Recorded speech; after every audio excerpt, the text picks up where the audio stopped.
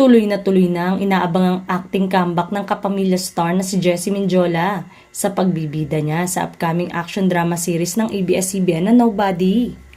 Makakasama ni Jessie sa nakakaintrigang proyekto tungkol sa katapatan at integridad ang lead star nitong si Gerald Anderson. Huling nagkasama ang dalawa sa teleseryeng Budoy kung saan gumanap si Jessie bilang si Jackie na best friend at love interest ni Budoy.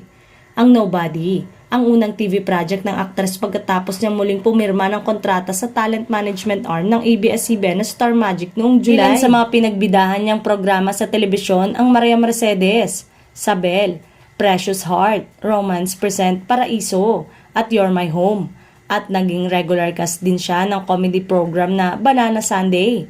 Huli siyang napanood sa teleseryeng Sandugo taong 2019. Isa ang Nobody sa inaabangang kapamilya serye na malapit nang ipalabas sa telebisyon. Pangungunahan ito ni Benedict Mike at Ray Red bilang direktor at ipoproduce sa ilalim ng JRB Creative Production. Bukod kina Gerald at Jessie, makakasama rin sa programa si JC De Vera. Tiyak din syempre na magiging busy si Jessie sa kampanya para kay Luis Manzano na kumakandidatong Vice Governor ng Batangas.